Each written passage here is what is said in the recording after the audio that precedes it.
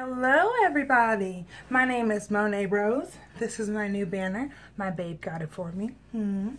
Okay, so I'm very excited about this video, and again I want to give full disclosure. I cannot be held liable for anything that happens from the advice that I'm giving. I'm not a licensed professional. I'm giving advice on what I would do if I was in your particular situation. So I'm going to go ahead and say again, subscribe to my YouTube channel, email me most importantly, and I'm here to help you and let me be the key to unlocking your communication. Therefore, here we go. We're going to get started with our very first email. What if you and your best friend opened up to a group of girls that were considered to be the popular girls of school, and they were excluding you from things such as sleepovers and pool parties? When it came time for your birthday, only one of the girls from this particular group and two of your best friends decorated your locker, even though the entire group of girls told you that they were your friend. When you confronted them to see why you weren't invited to any of these parties, they didn't address your concerns. All they said was that they like you. But at the end of the year, you thought that you were really good friends with these girls, and one of the girls has a pool party and doesn't invite you. But she invites the girl that she says she doesn't even like. Would you still be friends with them?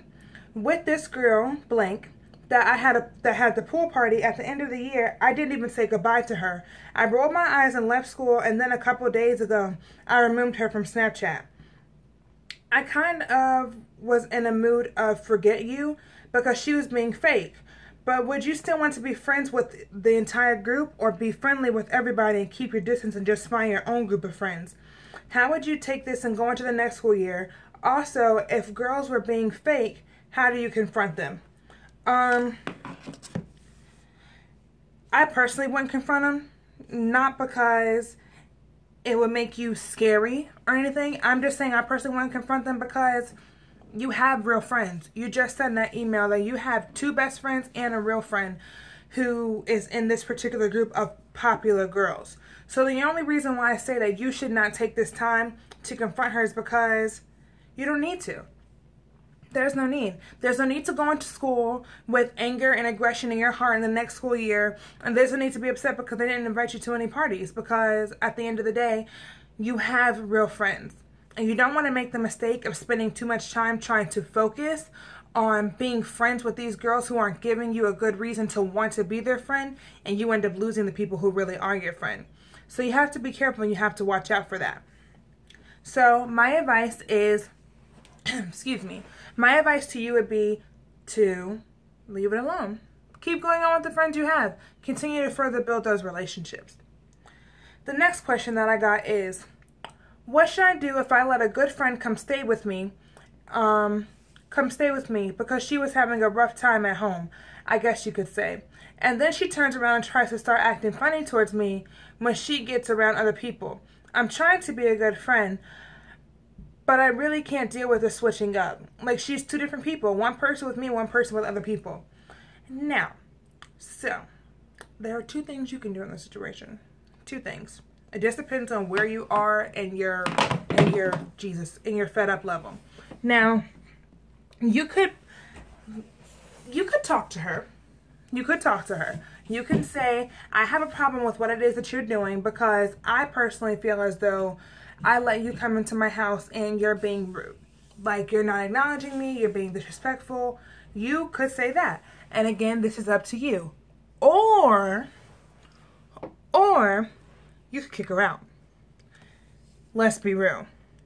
Nobody has time to be allowing somebody to stay in their house rent-free when they're using up the power, using up the water, using up the gas, eating up the food, and they can't even be having enough common courtesy to be the same person to your face and when you're around other people. Nobody has the time for that. So it just depends on where you are on your level of being fed up. If you're all the way over here, deuces.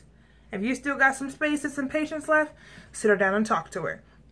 When you talk to her, don't be hype and don't let your aggression come out. Just simply say, I feel as though you're being a little rude by not acknowledging me when we get around other people. So that's my advice. Thanks. So the next email I got was from a mom, and hers said, I saw your post be shared on Facebook, and I wanted to say that I needed to have advice for my teenage daughter. Okay, that's what I'm here for. So my teenage daughter is 14 and she's asking me if she can watch 13 Reasons Why. From what I've seen on social media, there's a character in the show who commits suicide, which is true. I'm trying to decide if my 14-year-old daughter is old enough to watch this show, or even if I even should let her watch this show. All hands down, yes. Let her watch the show. There's no question about it.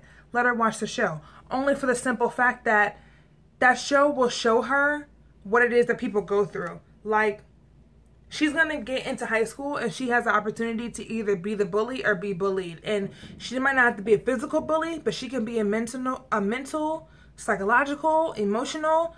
She could be a bully that way. And it's not intentional, but it can happen. So my personal opinion is to let her watch the show. You guys can watch it together. If all else fails, sit down every night and watch an episode together because she's 14 and it's things that she needs to know because at the age of 14, you're either a freshman or you're going to be a freshman. So take the time and let her watch the show. And when things happen in that show that are very explicit, explain to her how to make sure she's not in those situations. Explain to her so that she knows how her actions can really affect someone without realizing that it might do such things. So, this is our last email, you guys. I was talking to this guy for 2 months and I was taking him everywhere he had to go. We spent time together like 3 days a week. I made sure he and his son ate. Took him to his job interviews. He's been at my house a couple of times. He even wanted to meet my mom. Then out of nowhere, I find out that he's had a girlfriend this entire time. I tried to add her on Facebook and tell her about me and him, but I guess he's putting lies in her head and just told her to ignore me because I'm supposedly a crazy ex. I tried to add her on Snapchat and sent her a very long paragraph and screenshots and videos that we took, but she won't even add me back. I'm trying to tell her what he's doing behind her back so that she knows, but she won't even look at anything I sent her. So what should I do? Stuck between a rock and a hard place, right? Leave it alone. That's my advice. Leave it alone. Now, if you hadn't tried to reach out to her already, I wouldn't say that. But not only have you tried to reach out, but not once, but twice have you tried to reach out to her. Leave it alone. Don't keep stressing yourself about it because you didn't know and you're trying to let her know so she doesn't have to put herself in this situation anymore. Don't keep doing that to yourself. Don't keep trying to be a good person when she's not appreciating what you're trying to do. It's just that simple. Don't do it. There is somebody out here who will get through to her in a different way and explain to her what's going on, because what's done in the dark always comes to the light. Always, never fails. So you as a person have done the right thing by trying to reach out to her. And at this point in time in your life, by not only trying to reach out to her once, but twice, leave it alone. Don't keep stressing yourself out about it. That's all I have to say. So you guys, we have reached the end of my video. And I have had 4 emails and I'm very excited. Yay! My emails are increasing. I received another email right before I made this video. Again, my name is Monet Rose. Oh, I just moved it.